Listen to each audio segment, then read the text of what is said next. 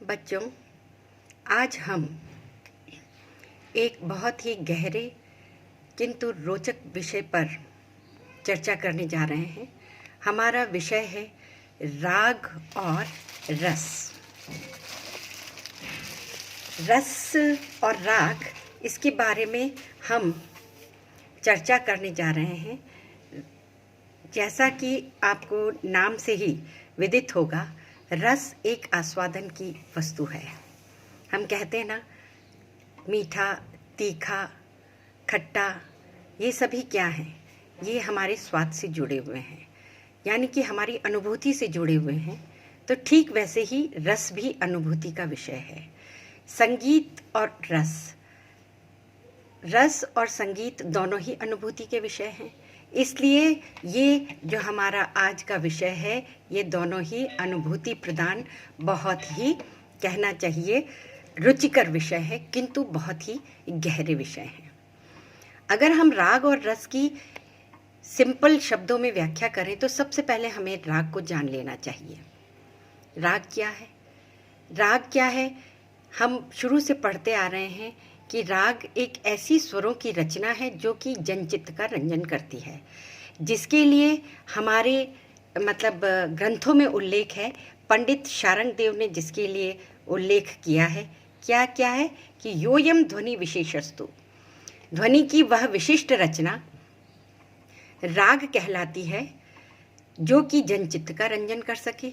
योयम ध्वनि विशेषस्तु स्वर वर्ण विभूषितः रंज को जनचित्ता नाम सह रागः कथितो बुद्धे। वस्तुतः अगर हम सामान्य शब्दों में बात करें तो कई बार ऐसा भी होता है जब हम बहुत हर्षोल्लास से परिपूर्ण होते हैं और वहाँ पहुंचकर हमारी जो चेतना है वो शून्य हो जाती है। और ये जो तन्मयता की अवस्था होती है, इस तन्मयता की अवस्था को ही रसानुभूति की संज्ञा दी गई है। संगीत में आपको अनेक बार ऐसी अवस्था से रूबरू होना पड़ता होगा। कई बार ऐसा संगीत होता है जिसको सुन करके हम बिल्कुल ही मंत्रमुग्ध हो जाते हैं।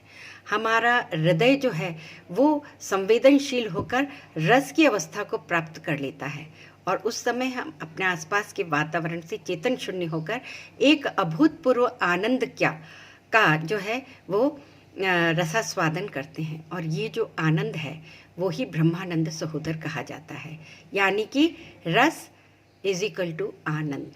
आनंद जो शब्द है उसी की ही शास्त्रोक्त परिणति रस के रूप में की गई है। यानी कि राग और रस दोनों ही इतने गहरे रूप से संबंधित हैं कि इनको अगर पृथक किया जाए तो राग का तो कोई अस्तित्व ही नहीं रहेगा, और कोई भी गेय रचना या काव्य हो वो भी रस शून्य होकर कभी भी जनचित्त का मनोरंजन नहीं कर सकती है। ये तो हुई बात मनुष्यों की। आप लोग बच्चों साथ में नोट्स भी लिखते जाएं, जैसा कि मैंने आपके सामने ये पूरा टेक्स्ट रखा हुआ है, आप इसको भी लिखते जाएं। और वैसे मैं आपको ये टेक्स्ट आपके व्हाट्सएप ग्रुप पे भी प्रोवाइड करूंगी। अगर साफ नहीं दिख रहा है तो आप अपने व्हाट्सएप ग्रुप से भी उसको देख पाएंगे। तो हम पुनः विषय पर आते हैं। मानव की बात नहीं, आप समस्त चेतनशील प्राणियों की बात करें तो चाहे वो पशु हो चाहे पक्षी हो, संगीत का जो प्रभाव है, संगीत की जो स्वर लहरियाँ हैं, वो इंसान तो क्या पशुओं को भी प्रभावित कर देती है। हिरण जैसे जानवर जो होते हैं वो भी उस लहरी के साथ मंत्रमुग्ध होकर के और बंधे चले आते हैं।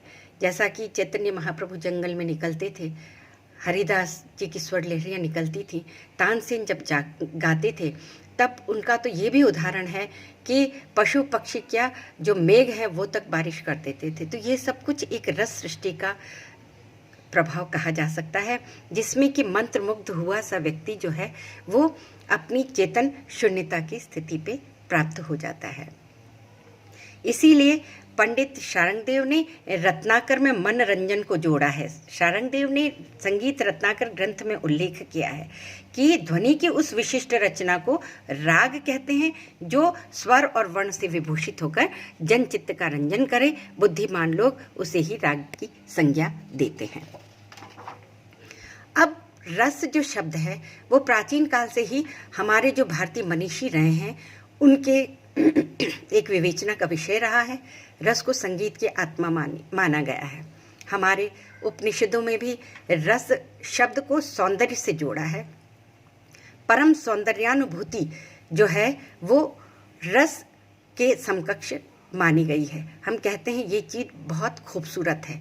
खूबसूरत यानी कि सुंदर है, सौंदर्य प्रधान है। वो उससे हम हर्षातिरेक को इसलिए प्राप्त होते हैं क्योंकि वो हमें आनंद प्रदान करता है।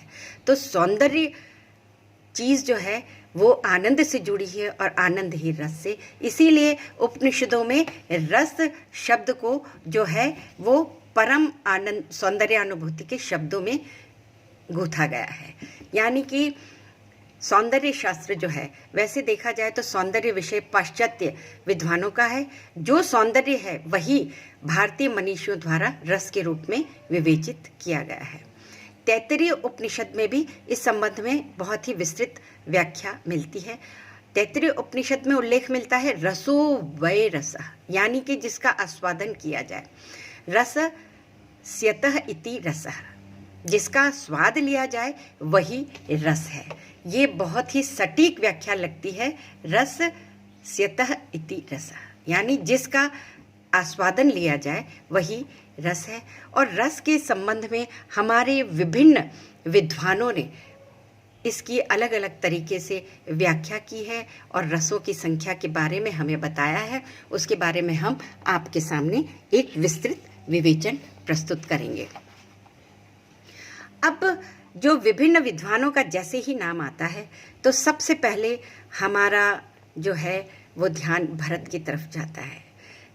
रस संप्रदाय के प्रणेता जो हैं वो भरताचार्य माने गए हैं।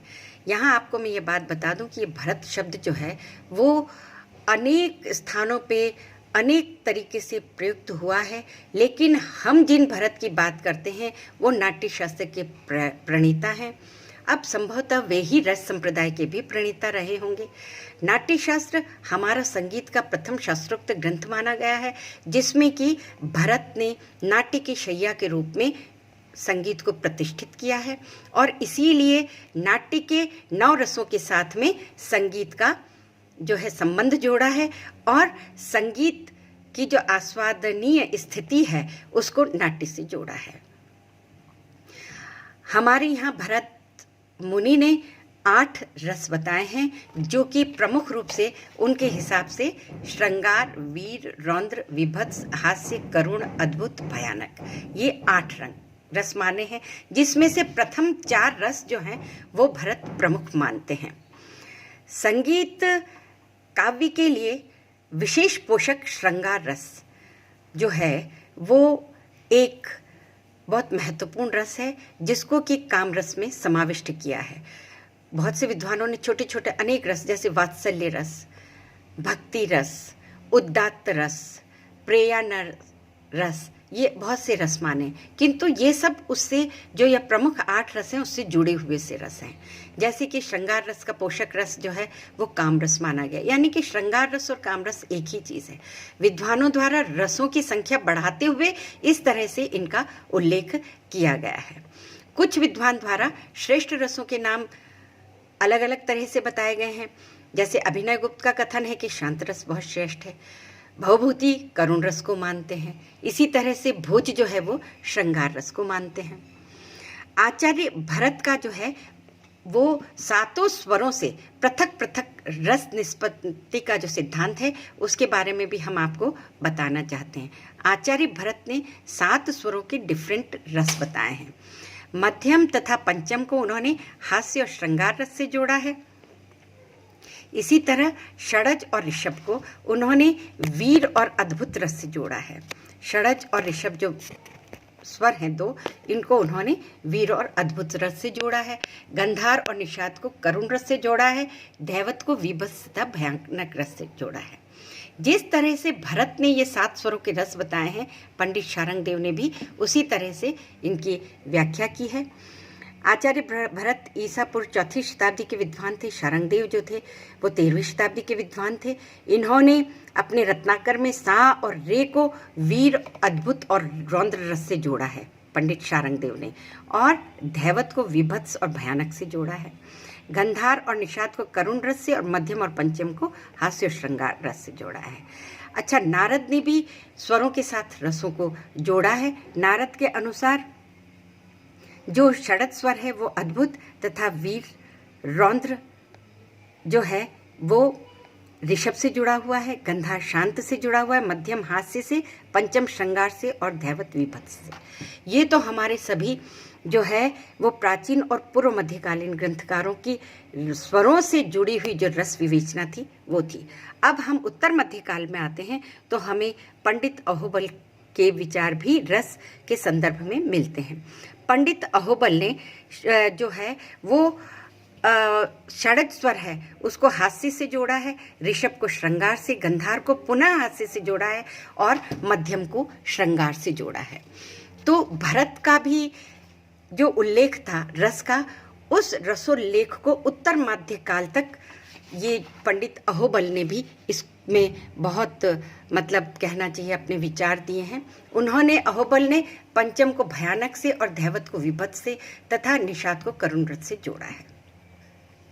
तो इस तरह से हम देखते हैं कि हमारे जितने भी प्राचीन ग्रंथकार थे उन्होंने अलग अलग स्वरों से अलग अलग रस की निष्पत्ति बताई है और ये जो है वो हमारे लिए एक बहुत ही कहना चाहिए रसास्वादनीय विषय है, जिसकी सूक्ष्मता जो है वो भारतीय संगीत को अपना एक पृथक और अलग स्थान प्रदान करती है।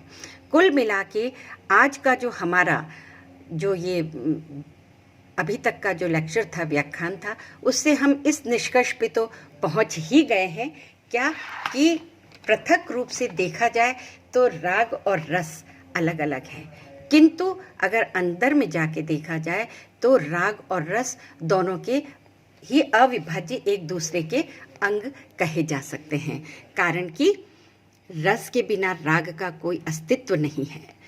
राग निष्प्राण हो जाता है और भारतीय संगीत में तो विशेष रूप से जहाँ जन चित्त का रंजन बताया हुआ है वहाँ राग के साथ में रस होने पे ही यह जो बात है वो पूर्ण रूप से सही हो पाएगी।